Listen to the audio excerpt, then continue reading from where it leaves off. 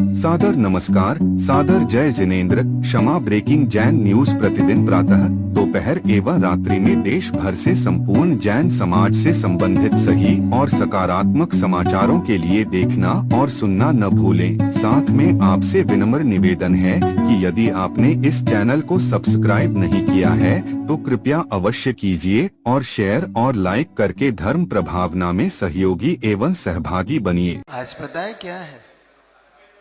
आज पूज्यवर समय सागर जी महाराज का 46वां संयम महोत्सव है। आज आपको और हमको विशेष तौर से उनका संयम दिवस मनाना है। समझ रहे कि नहीं? जितनी अमर उम्र रही उनका इतना संयम बीत गया है। बहुत से हमारी तो उम्र है भी नहीं इतनी। हम गुरुजी उनसे जब भी कहते थे कि महाराज जी, जब हमारा जन्म हुआ जब तो आप छुल्लक ही बन गए थे, तो बहुत हंसते थे महाराज। सोचो, पूज्यवर ने 46 साल आज संयम दिवस के माए। आज उनके जीवन में सन अगर हम देखें तो 79 के आसपास उनकी दीक्षा हुई, और उनकी दीक्षा ही बड़े अजीब तरीके से हुई। बिल्कुल ऐसा समारोह शायद जैसे तीर्थंकरों को होता ना अचानक, ऐसा उनका दीक्षा दिवस मना। पूज्यवर की दीक्षा द्रोणगिरी में हुई। छुल्लक दीक्षा तो उनकी सोनागिर जी में हुई, और ऐलक दीक्षा, देखो क्रम भी देखना। 4 ब्रह्मचारी जी आए थे। अनंत सागर, अनंतनाथ योग सागर जी का नाम था, शांतिनाथ इनका नाम था, और नियम सागर जी महाराज जी का नाम शायद महावीर था, और एक और प्रवचन सागर जी वहीं के। चारों शायद सद लगा के थे ना, चारों सद लगा के थे। और कैसे मिले मालूम आपको? ये छुल्लक भी कहते हैं कि गुरुजी के पास मल्लप्पा जी और श्रीमंती जी जब आचार्य जी के पास अजमेर से बिहार करते, जब गुरुजी का बिहार महावीर जी की ओर चल रहा था, तब रास्ते में इनको लेके आए थे मल्लप्पा जी। उस समय आहार दान की भावना से आए थे, और श्रीमंती जी सिर्फ लेके आई थी किनको मालूम? अनंतनाथ जी को। अनंतनाथ जी दोनों बहनें और श्रीमंती। उनका अब मेरा बहुत मन कर रहा है विद्यासागर जी के दर्शन करने का, और जब तक ये पहुंचे तब तक वहां से बिहार हो चुका था। तो जैसे तैसे वो लोग वहां से पहुंचे और रास्ते में बिहार करा रहे थे। अब इधर मल्लप्पा जी को लगा कि अब घर में कोई नहीं है, तो ये शांतिनाथ को लेके पहुंचे कि अपन चलते हैं, और ये लोग फिर वहां जाके मिले। ऐसे करके दोनों बहनों ने व्रत ले लिया। जब दोनों बहनों ने व्रत ले लिया तो कहते हैं योग सागर जी महाराज जो अनंतनाथ थे बहुत नाराज हुए। अरे घर पे क्या होगा, आपने व्रत ले लिया, आचार्य ने व्रत दे दिया। कोई बात। जब मल्लप्पा जी आ गए तो मल्लप्पा जी भी कहने लगे कि मुझे भी व्रत दे दो। अब जब आपने सबको ही दे दिया तो उनका हार हुआ, और उनका भी व्रत देने का मन। तो कहते हैं कि मल्लप्पा जी और श्रीमंती जी और दोनों बहनें अब क्या करें, किसके हाथ दोनों भाइयों को भेजे, छोटे छोटे। उस समय इनकी उम्र शायद 13-14 साल की रही होगी, 15 साल। तो योग सागर जी बोलते हैं मैं तो गया था पिकनिक मनाने के लिए, मैं घर से निकला था चलो घूमने जाएंगे, और आचार्य श्री ने उनसे एक शब्द कह दिया। उस शब्द ने उन्हें जीवन भर के लिए रोक लिया। आचार्य श्री ने कहा, जब परमिशन लेने के लिए कि अब क्या करें आचार्य श्री, हम घर जा रहे हैं। तो गुरुजी क्या घर जाके करोगे क्या? क्या करोगे? उस जमीन के टुकड़ों के लिए तेरी मेरी करोगे? सोच लो। तो उन्होंने कहा फिर आचार्य श्री हम क्या करें? देख लो जीवन मिला है, इसका कल्याण में लगा लो। सुन रहे हैं आप लोग? गुरुजी स्वयं तो कल्याण करते थे, संसार में अपनों और सबको कल्याण की भावना रखते थे। उस समय तीव्र भावना रखते थे गुरु जी। और इतनी सी बात दोनों भाइयों ने कहा ठीक है, तो फिर हम आज से ही आपके साथ। तो फिर उन्होंने कहा पक्का कर लोगे? जी कर लेंगे। और कहते हैं गुरुजी ने यहीं से दोनों भाइयों को वहां पर एंट्री दी संघ में। उस समय दोनों भाइयों को आजीवन व्रत दे के रखा। और फिर आज तक वो लौट के फिर सदलगा नहीं गए, आज तक नहीं गए। जो उस समय से निकले उसके बाद फिर सदलगा नहीं छोड़, मतलब सदलगा गए ही नहीं। फिर गुरुजी ने इनको सोनागढ़ जी पहुंचकर इन चारों को छुल्लक दीक्षा दी। छुल्लक दीक्षा भी बहुत अच्छा प्रकरण रहा। जब चारों छुल्लक दीक्षा लेके वहां से पहुंचे तो द्रोणगिरि जी वगैरह तक, जब तक गुरुजी बहुत कुछ इधर ये एरिया घूम चुके थे, तब द्रोणगिरि में जब दीक्षा हुई पूज्यवर समय सागर जी महाराज की, वो कैसे हुई वो आपको आज हम बताते, क्योंकि आज 46वां संयम महोत्सव है। और गुरुजी शुरू से ही निरी कितने रहे, वो क्यों शुरू से निरी रहे? शुरू से ही उन्होंने कभी भी किसी प्रकार की ख्याति पूछा कि कभी उनको लाभ चाहती नहीं रही, शुरू से उन्होंने। उस समय कहते हैं उस समय संघ में क्षमा सागर जी और ये सब छुल्लक थे, सिर्फ और सिर्फ 4 ये में थे। सबसे पहले उस समय प्रवचन सागर जी बड़े थे, बाद में फिर नंबर प्रवचन इनका था, नियम सागर जी का, नियम सागर जी बाद योग सागर जी, और योग सागर जी बाद समय सागर जी। जब अलग दीक्षा हुई तो योग सागर जी बड़े हुए, फिर समय सागर जी तीसरे नंबर पे पहुंचे। लेकिन जब मुनि दीक्षा हुई तो गुरुजी ने मुनि दीक्षा बड़ी गजब तरीके से, पूज्यवर हमने योग सुधा सागर जी मग से सुना कि दीक्षा के समय आचार्य ने ना जाने रात में मन बनाया कि सुबह मुझे दीक्षा देना है। देखना आचार्य कितने अनिश्चित रहते थे। गुरुजी कभी कोई प्लानिंग से काम नहीं करना, बस उन्हें मन में आया और उसका, और सिद्धि भी होती थी उनके कार्य, क्योंकि निरी वृत्ति थी उनकी। निरी वृत्ति हवे साधु, साधु का लक्षण कहा है नेमीचंद महाराज ने द्रव्य संग्रह में कि साधु हमेशा निरी रहना चाहिए। और उस दिन कहते हैं कि रात में पास में सुधा सागर जी, योग सागर जी से सब एक पाटे पे सोते थे। गुरुजी इतने बड़े तख्त पे सोते थे। तो गुरुजी ने धीरे संकेत करके महाराज को बुलाया, सुधा सागर जी इनको, कि समय सागर जी को बुलाओ। समय सागर जी को बुलाया तो धीरे से उनसे कहा कल कैसे लोच कर लोगे? महाराज जी अभी तो 2 महीने में भी कुछ कम है, अभी तो बहुत समय है, कल कर लो। किसी को समझ में नहीं आया क्यों कैसे लोच दे दिए। सब सोच रहे हैं आचार्य ने क्यों कैसे लोच दे दिए। जो उन्होंने कहा जो आज्ञा कर लेंगे, कोई दिक्कत तो नहीं। हाँ नहीं कोई दिक्कत। और कैसलोच हो गए उनके। सुबह उठ के उन्होंने कैसलोच कर ली। कैसलोच होने के बाद गुरुजी ने सीधा द्रोणगिरी, ऊपर पहाड़ कभी गए हो तो ऊपर पहाड़ है, पहाड़ पर जाके गुरुजी सीधे पहुंचे। पहुंचने के बाद आचार्य सिंह ने समय सागर जी को बुलवाया और बाकी सब साधु जंगल के लिए चले गए थे। कुछ महाराज जी लोग जो 1-2 महाराज साथ में थे, वो छुल्लक जी लोग साथ में थे। छुल्लक जी पूछते कोई यहाँ पे किसी के पास अष्टद्रव्य है? उसमें मणि बहन थी, मणि बाई जी, जो बागी दोरा की, वो पूजा की सामग्री लेके आ रही थी। तो उन्होंने कहा, हाँ। वो दौड़ के जल्दी से गई, आपका अष्ट सामग्री? हाँ मैं पूजा करनी है। तो क्या हमें दे दो। तुम क्या करोगे छुल्लक जी, तुम पूजा करोगे क्या? लेकिन नहीं हमें दे दो, आचार्य सिंह ने मांगे। अच्छा आचार्य सिंह चाहिए, ले जाओ। आचार्य सिंह कहा बस ठीक है रख दो, क्योंकि अब कार्य करने के लिए चाहिए थी। हाँ उन्होंने कहा समय सागर जी कहाँ है? बुलाओ। वो आ गए, जो बैठ जाओ। क्या आपकी मुनि दीक्षा है? क्या मेरी मुनि दीक्षा है? उन्हें ही नहीं पता मेरी मुनि दीक्षा है।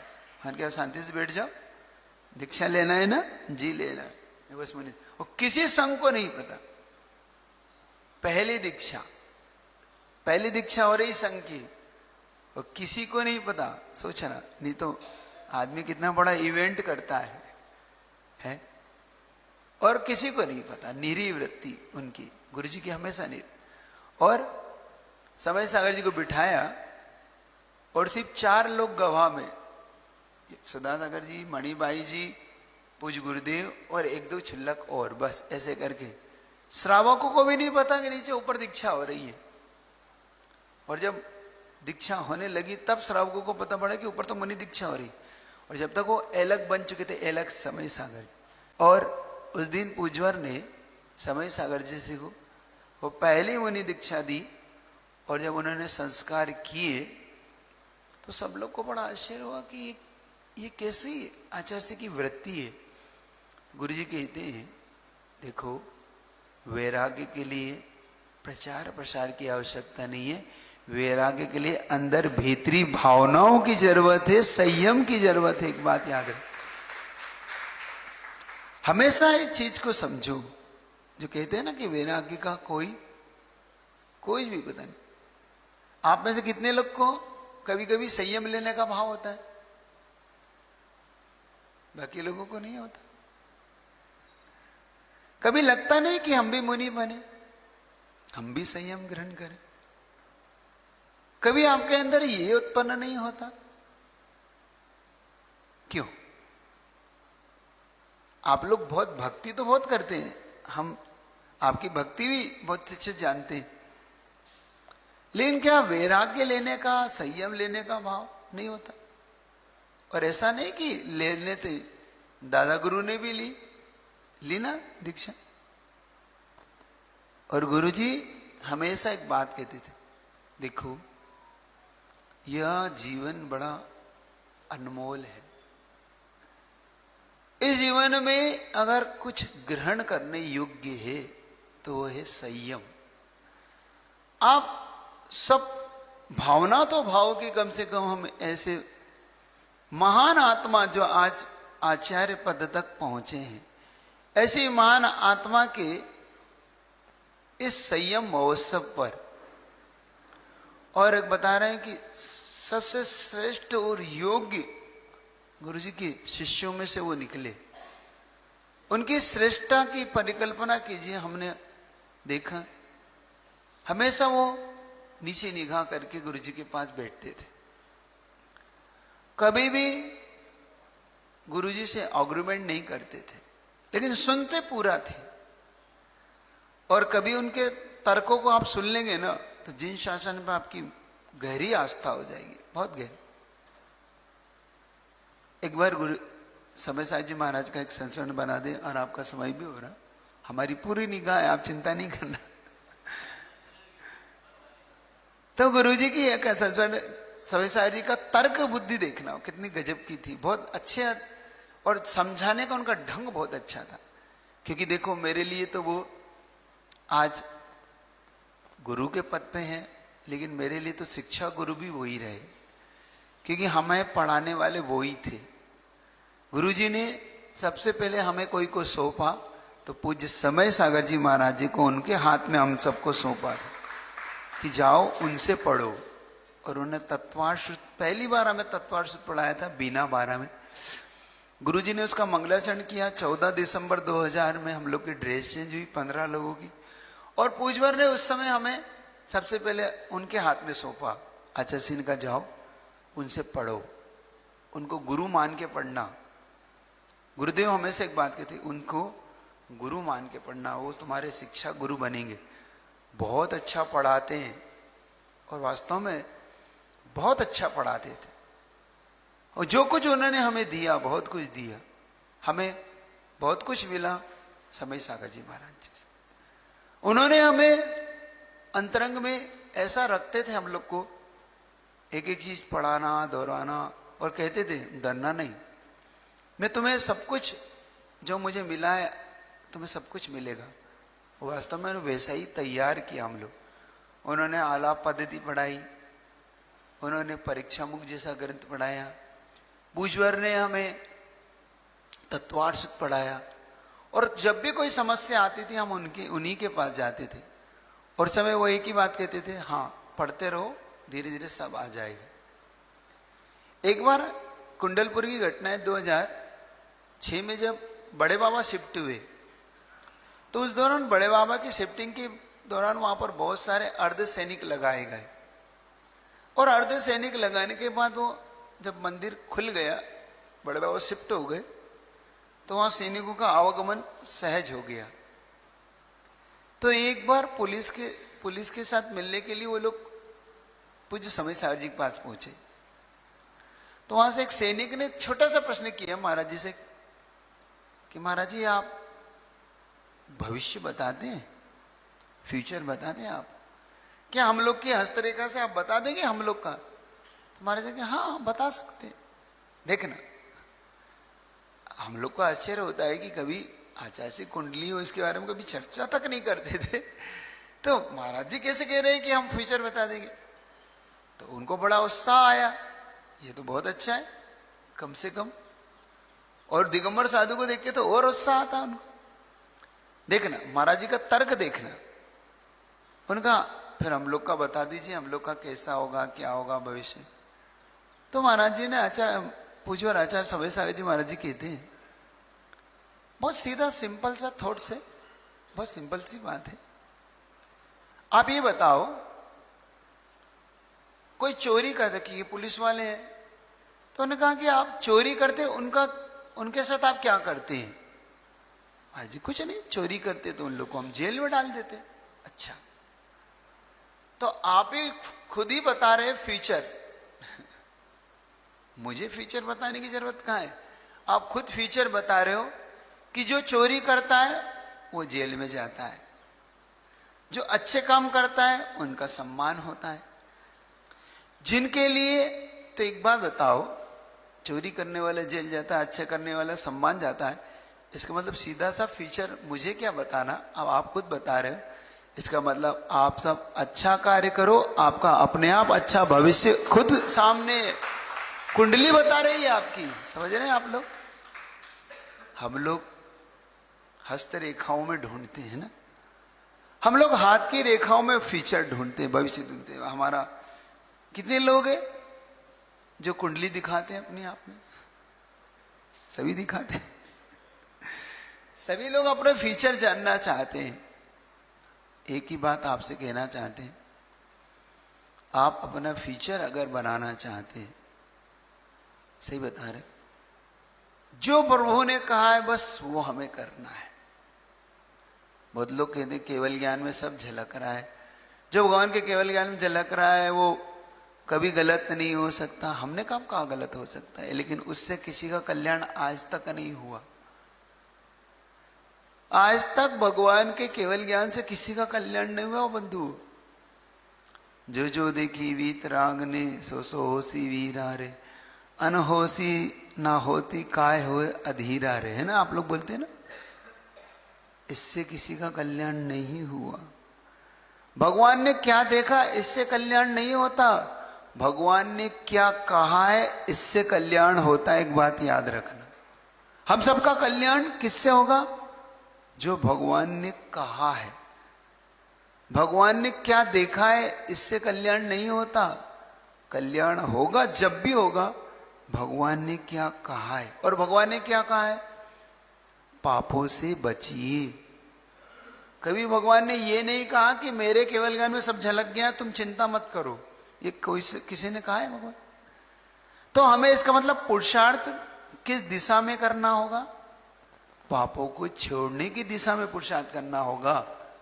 तो आज पुजवर के संयम महोत्सव पर हम चाहते हैं कि अपने फ्यूचर को बनाना है तो पापों को छोड़िए, पापों से बचिए, पापों का त्याग करिए। तो आज कम से कम उनके 46वें संयम महोत्सव पर इतना ही कर लेना कि जीवन में कुछ संयम ले आना। ले आओगे? नहीं ले आओगे? ला पाओगे? नहीं ला पाओगे? महाराज अभी अब छोटे हैं हम लोग, बहुत छोटे हैं हम लोग। सोच लेना, विचार कर लेना। देखो हमारे नवीन आचार्य के रूप में हमें मिले, पुजवर तो अब नहीं है, वो कमी तो कोई पूरी नहीं कर पाएगा, लेकिन फिर भी उनके जैसे ही हमें चलने वाले और चलाने वाले महान गुरु हमें मिल गए। ये कोई कम हमारा पुण्य नहीं है।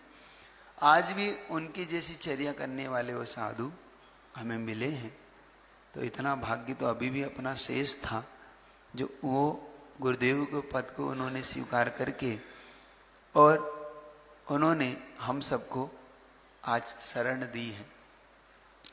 कभी उनके दर्शन करना, जिन्होंने मुनि अवस्था में किया वो अलग दर्शन है, आचार्य अवस्था में जरूर दर्शन करना उनके। एक प्रण करके जाना कि कम से कम उनके 46वें, ऐसे जिन्होंने 46 साल, नहीं तो व्यक्ति का 46 घंटे के लिए भी मन नहीं बनता संयम का, बहुत कठिन है। हमने देख लिया, हम बता रहे हैं। हमने ऐसे लोगों को भी देखा जो 70-80 साल की उम्र में भी संयम नहीं ग्रहण करना चाहते। पूछा क्यों नहीं करना चाहते? महाराज जी क्या करें, बनता ही नहीं, 80 साल की उम्र में नहीं बनता आपसे संयम। महाराज जी ना जाने क्यों नहीं बनता। उनकी पत्नी कहती महाराज इनको अब तो व्रत दिलाओ, संयम दिलाओ, फिर भी नहीं लेते, बहुत कठिन है। तो आप खुद विचार करना, आप गृहस्थों के लिए कितना कठिन है ना। तो मन बना लेना, कुछ तो कल्याण का मार्ग खोल लेना। पूजन बहुत की, लेकिन अब पूज्यता की ओर बढ़ो।